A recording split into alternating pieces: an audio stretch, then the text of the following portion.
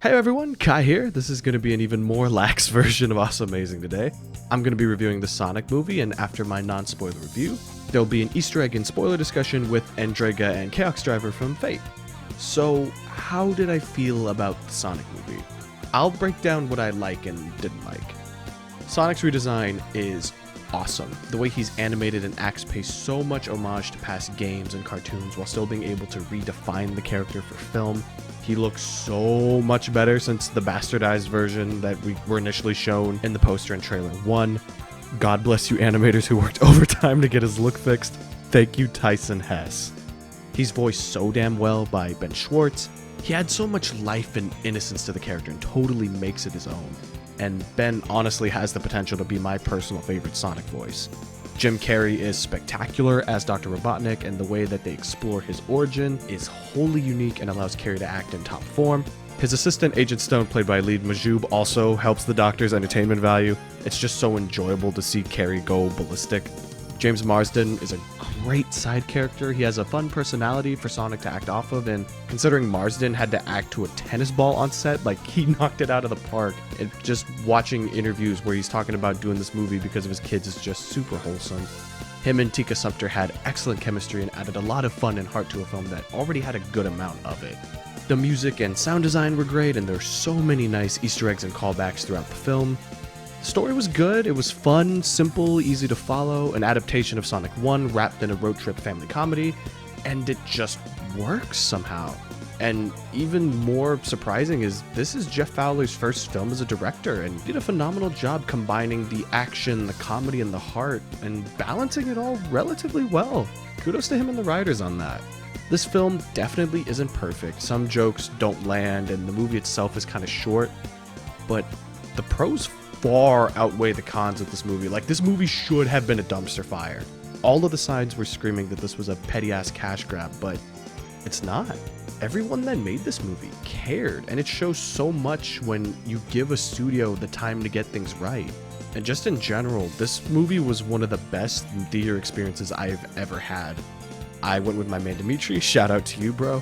And it was a completely packed theater, so many families, every age group was represented, and the crowd was just loving this movie, applauding, laughing, cheering, awing, and was just so invested. There was this little 4-year-old boy who started running in place when the credits rolled, letting his energy out and being Sonic. And after the credits scene, the kid was a pinball in the main lobby, just going crazy. It was the most wholesome and cutest thing ever. And it made me so happy to know that kids all over the world are going to fall in love with this character the same way I did back in the day with Sonic Adventure because of this film. They're going to get the toys and play the games and watch the cartoons and read the comics. And as a 21-year-old Sonic fan who has loved the Blue Blur as long as I can remember, I couldn't be happier. This film was so much better than it had any right to be, and more than I ever believed it could be. And I can't wait for its sequel. Like, legitimately cannot wait. I'm giving Sonic the Hedgehog an A rank. This was a great film. Please go see it. I can't wait to see what these guys do next. That's the end for my non-spoiler part of this review. Thank you so much for watching. Don't dive into the comment section if you don't want to be spoiled. It's going to be open season down there for people who want to chat about the movie. If you haven't seen the film yet, this is your final spoiler warning. I hope you guys enjoy the film. And if you don't care about spoilers or have seen the movie, here's the Easter egg discussion with me and the Fate Boys. Feel free to chat with me about stuff that you loved about the Sonic movie down below. Have a blessed day, and enjoy. To start with, I really liked the Sega logo opening. How it started off just showing a bunch of different franchises. Like, you saw Golden Axe and Puyo Puyo and Jet Set. And they did kind of like a choir version of the Sega, like the Genesis thing. And transitioning into the opening scene, when you start off and you see Sonic running through Green Hill, it's playing the Hyper Potion Sonic Mania opening. I know. I didn't talk to Jeffrey about this because I knew he wouldn't know it. But as soon as I heard, well, I mean, I don't know it, but you assume. As soon as I heard it, it's like, oh, Hyper Potions is in a movie. Oh, that's so sick for them. Even though it was only just a couple seconds of it, like, it was so perfect to hear the opening Sonic Mania playing on the big screen. Yeah, because it took me a few seconds to realize what it was, and the second that it clicked that it was Hyper Potions, I was like, oh my god, they're playing Sonic Mania music. And that made me so happy. I think that's one of my few complaints with the film, actually, is that the only two themes that I remember of them actually doing Sonic music was the Hyper Potions theme at the beginning, and at the end when Tom and Nicole are repairing the house, you hear a piano version of Green Hill. Mhm. Yeah, I did. I liked that. Yeah, no, that was really cool, but I wish there was more of that. I wish we got like one or two more levels that got different, like orchestral versions or something like that. I wish they would have done more. Like, I mean, the soundtrack was good enough, and there was some It was parts, good. but I was thinking, like, you know, as cool, like as fitting as the song was when Jim Carrey was doing his dance number, how cool would it have been if they had played Eggman from Sonic Adventure 2 instead? Yeah, like I wish that T. Lopes or Jun Sonoe could have made like one track for the movie. That would have been really cool. What was your guys' favorite references? Well, I know what yours is, so I guess I won't pick that. I mean, let's just talk about the references in general. Yeah, because there was a ton. When they're fighting in San Francisco, there's a moment where Sonic does a kick in the air, and it's straight up his like kick position that he does in Smash Bros. I loved that. When he plays ping pong with himself, the board for the ping pong table Hilltop. says Hilltop. Hilltop. It was great. Also, Mushroom Planet is obviously Mushroom Hill. Yes. Is it canon that Sonic hates mushrooms? No. No, I don't It's think canon so. that he hates 'Cause- water, which I mean they 'cause- hit on a little bit. I saw that kind of as a old school dig at And Mario? Yeah. Yeah, I thought the Yeah, same thing. I That thought the makes same sense thing. though. That it was kind of like, story-wise, it makes sense because he would be going to a planet where there's nothing and he'd be completely alone. But yeah, no, it definitely that- felt like a jab at Mario. That makes sense.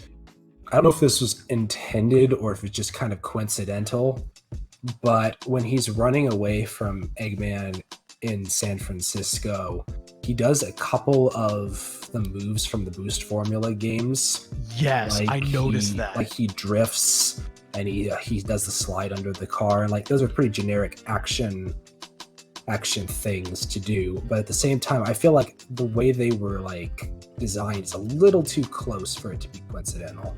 Yeah, there's a lot of moments like the moment when they're in the motel room and he says you can do everything that's in the room. There's so many things that you can notice that Sonic does in that like little 5-second sequence where It'll be interesting to go through the movie again, frame by frame, in certain areas, and yeah, there's gonna be so much little like quick stuff that you'll miss.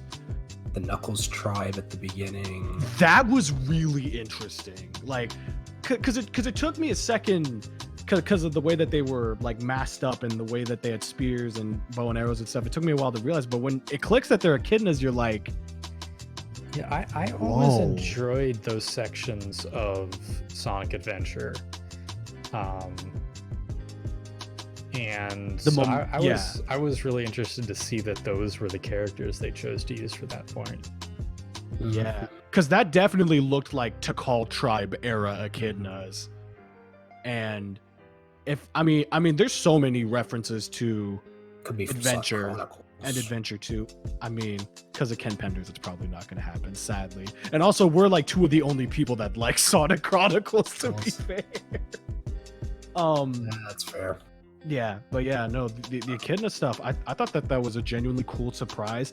I think it's going to be really interesting to see if they get to do a version of Knuckles, how that's going to affect their relationship. Because if Sonic knows that the race that attacked his mom were echidnas, that'll be interesting to see how that affects their dynamic. And especially in terms of setup for SA1 and 2, there was a ton of stuff that set up SA1 and 2.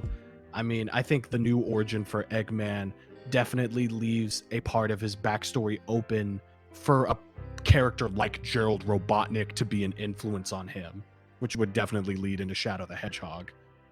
My favorite reference, as you alluded to earlier, was when they're going through all those characters in the beginning, and the crazy dude who's like watching Sonic pulls up the picture, and it's the Sonic meme. It's the Sonic meme. I loved that so much. I lost my I was just like, they did not just put that in the movie. I can't believe you've done this. It was, yeah, that was really, really funny. I'm not positive on this one. I might be reading into this one. Okay. But Eggman's gloves have controls on them. Yes.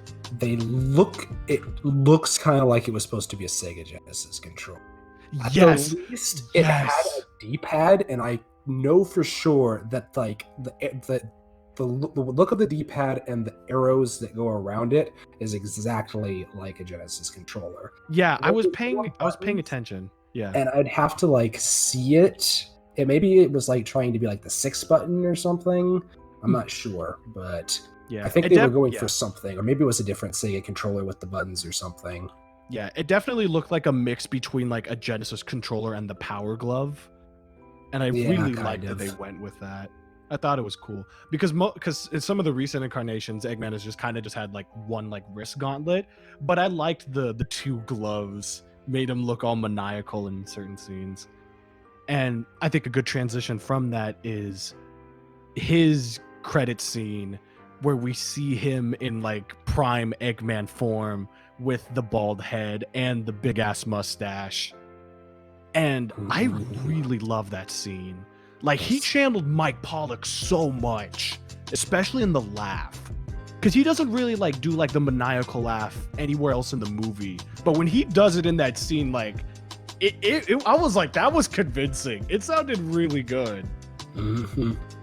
Yeah, like that's obviously one of the reasons why we need the sequel, because they set it up like the whole movie is partly about the origin stories. Like, you see Sonic becoming confident and using his powers and like getting the shoes and all that stuff throughout the movie.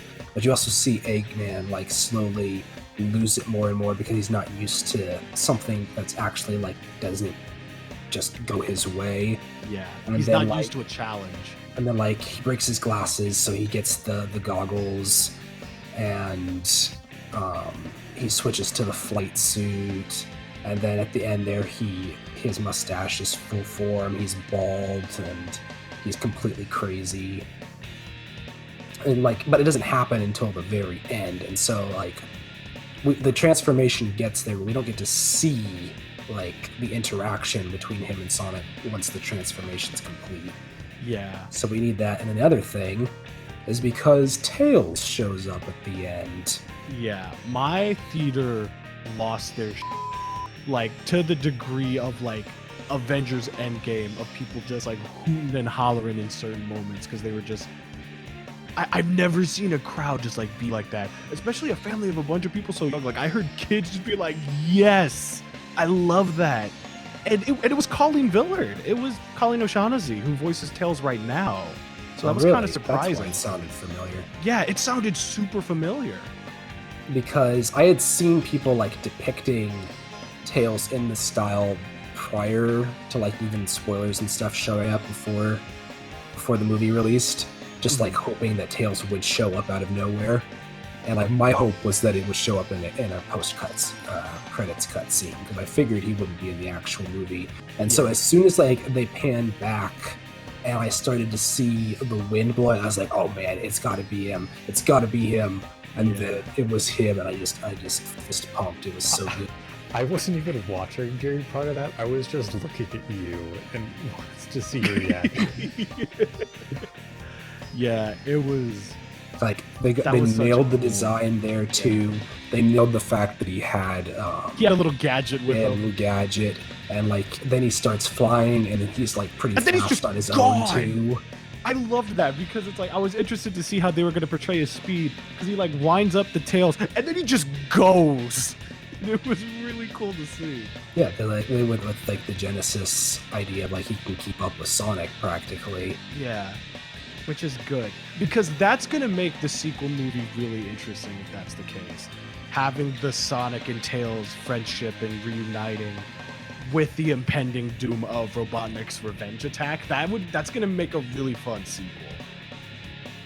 And I'd imagine if they were going to introduce the Chaos Emeralds, they would probably do it then. It's interesting because Tails obviously knows at least of Sonic, I guess would be the right way to put it, and knows that he needs to get to him. But I guess it would be safe to say that Sonic doesn't know Tails because he mentions that he doesn't, he's basically hardly ever interacted with anybody, let alone been friends with them. Yeah. And if a decade has passed, why would he come now? So, was Tails, on, I'm just going to call it South Island. Probably wasn't, but... Yeah. Was he, there with Sonic when they were young? Or, does he just, know of him? Did he find out about him from the Knuckles clan? Did Al McGee survive and send him off to find Sonic? Yeah, no, I don't think that his mom is dead at all. Because they didn't show her die. If she died, then they would have shown it. But I think they're definitely leaving that open. Do something in the future? I don't know. That opening is just so weird because she's an original character, and that origin is just so bizarre. Yeah, do that still. Even the makers of the movie had to make their original Sonic. They had to make their OC. Yeah. I love the location Easter eggs, the fact that Green Hills, Montana is pretty obvious, but the fact that they're going to San Francisco, I immediately thought of City Escape. They don't really do it to the same degree, but I like the fact that part of the final battle takes place in San Francisco. The fact that a part of the final battle takes place on the Great Wall of China, very easy nod to Sonic Unleashed. There's a lot of, and I guess if you want to go there, the desert would be Shamar. Yes. During the first part of the credits, when it's all sprite-based, there's a lot of little nods to different things in there. Yeah, that was really cool. I don't remember exactly where, but there was one area that very clearly had the sky background of Spring Yard Zone. Yeah, I like that. Purplish pink sky. Yeah, I like that they had. I'm not going to remember. Obviously, the Wrecking Ball boss was in there a couple times. They had the Wrecking Ball boss. I like the fact that they showed the classic Eggman logo when they showed Jim Carrey's name. They're definitely building that they're going to go full throttle with that if they get a chance to do a sequel. Anything else that I really liked about this movie? I liked Eggman. I liked Eggman's sidekick and how he was just a punching bag. I mean, kind of, yeah. It kind of reminded me of what's his name? Snively? Yes, from Saturday. Really reminded me of Snively. Yeah. It's obviously not quite the same personality, but that's kind of the only other time Eggman's had a human sidekick. Yeah, like a human lackey, because I didn't really get a lot of Orbot and Cubot. That's not the or Scratch and Grounder, or Sonic Underground. Oh no, he mentioned the dreaded cartoon. They had two random furries as his people. Yeah. Nothing quite like that that's ever been human I can think of. Yeah, exactly. And especially with the way that his feelings on just having just robots and how they listen to him, that definitely seems like the vein that they would go in, because that's why I think they would probably do a Sonic CD before they do a Sonic Adventure, just because I feel like this version of Eggman would make Metal Sonic before he would think about getting something like Chaos or Shadow. I'm just gonna go ahead and look up references, see if there's any. Oh yeah, no, there's definitely a bunch obvious stuff we missed. I mean, I talked about it earlier, and I'm probably looking into it, but the fact that Sonic does what looks like the Scout salute at one point. The fact that Sonic flosses. Oh yeah, twice. Oh my god. Yes, he flossed twice, but I mean, okay. Here's how I feel about it. I get why people are upset about, I understand why people are going to be upset about, but it's people have been doing dumbass dances forever, and no one nagged this loudly to them when they were kids. You guys did the freaking chicken dance. I thought that freaking Barney was cool. Shut up. I just personally don't bag on that kind of shit. To Barney. I like how that's what you went with. There. Yeah, but it's true though. Oh, it is true though. I mean, Like, let the kids live. They wanted to make a comparison to Fortnite. Like, let them do that. There's other stuff in there. There's some other lowest common denominator kids jokes, like Sonic being a fat one in the hotel room. Yeah, but hey, at least he said it was because of chili dogs. But yeah, no, that was. That's a reference. Yeah, that's a reference that we forgot about. Yeah. Yeah, I really like the way that they portrayed slow-mo in this movie. Like the bar sequence and the sequence when he's fighting the drones. I like how time completely stops. I mean, the whole thing's a little bit weird with like they kept coming back like to the fact that you have this power.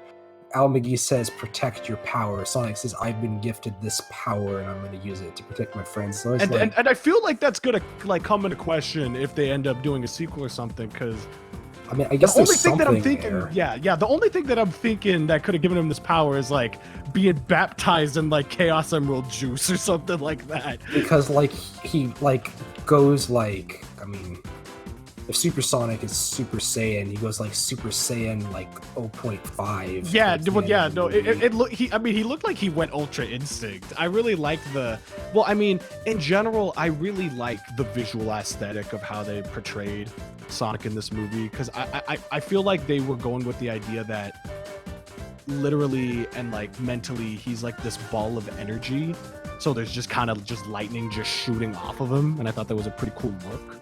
But yeah, it's like he was pretty powerful by the end of this, and I'm interested to see if they would do Chaos Emerald and Super Sonic, how that would look. Yeah, that actually is kind of a good point. Like Sonic kind of like he develops his skills over the movie too. Like he accidentally goes into a ball falling down the stairs, and then he's forced to curl up into a ball to attack the mech when they're when he running does away the from spin it, dash. because he gets knocked off of the truck, and Yeah. that develops into him like in purposefully using a ball as an attack later on. I feel they could have actually done a little more fan service, or not even necessarily fan service, but just brought in people's nostalgia and some classic things that people who had, played some of the games would know. Like, I wish there had been some sequence where he did like a homing attack chain sort of thing. Like there's a bunch of drones and he homing attacks from one That to would the have been other. cool to see. Yeah, Just some references like that. Oh my god! people would have Okay, appreciated. okay, I agree didn't with you. I didn't catch this one. The flower that Sonic gives Al McGee at the beginning is one of the Green Hill Zone flowers. Oh my god, that's right. I didn't even realize that. Yeah, it totally is. I wonder, like, that's what I want to know is like how many of these little things did we miss? I imagine a ton. Like, is there a lot that we missed, or like, yeah, could they have done a little bit? They probably could have done a little bit more fan service, yeah. Yeah, they could, but I am they curious to played see things what we kind of didn't safe, and see. I'm okay with what we got. I'm definitely a lot happier than I thought I would be with what we got. I don't know if we mentioned this or not yet. What did y'all feel about the product placement in this movie? Most A lot of of it, celebrity name drops. most of it was fine. I really hated one of them. Was it the Zillow or the Olive Garden? The Olive Garden at the end, it made no sense.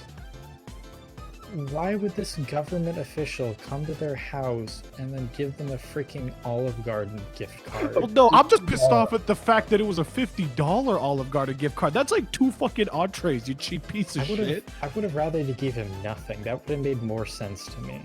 Yeah, like you're exonerated and that's it.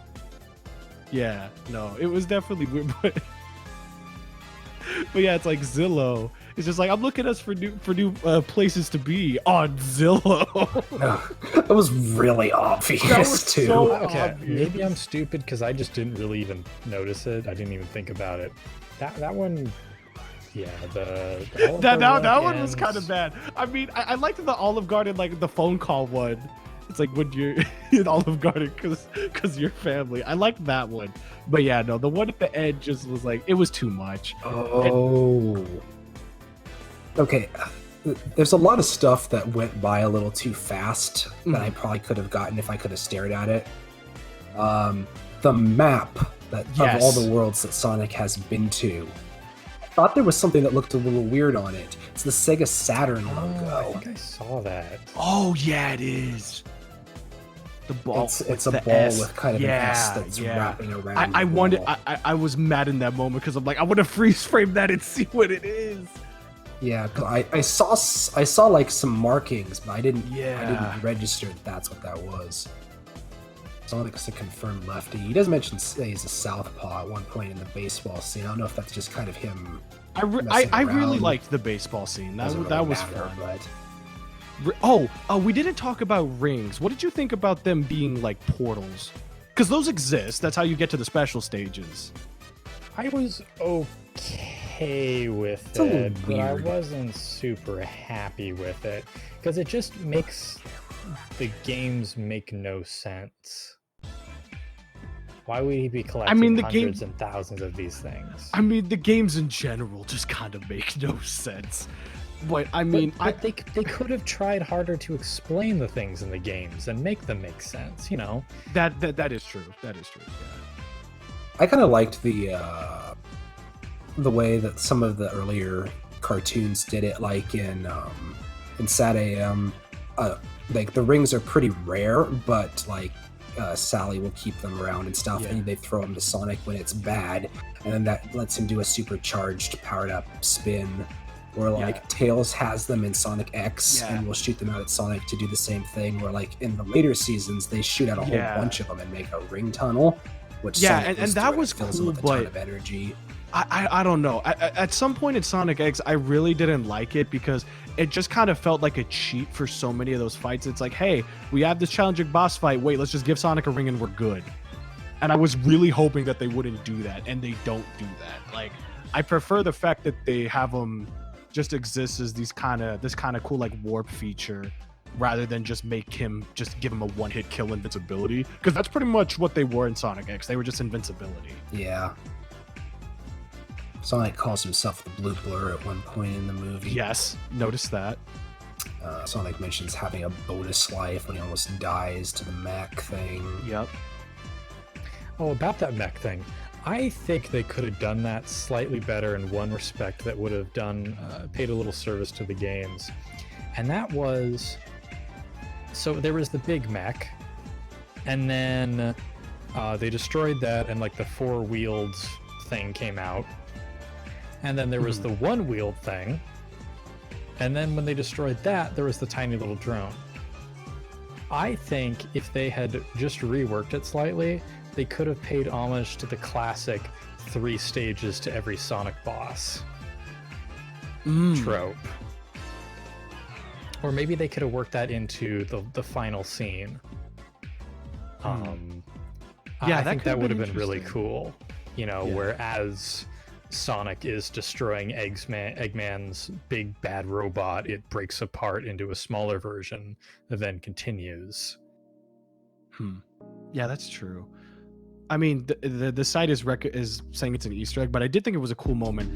The first moment that we're introduced to Tom, when he's like on the road and at the speedometer, and like when Sonic just runs by it and it says like 263, and then he like checks behind him and he's like, oh, I can do better than that, and then he goes back and it's 300, and then he's all proud of himself. I really liked that moment. Okay, I didn't get that. Okay. Yeah. No, he was going back because he's like, no, I could do better than that, and then he does, and I love that.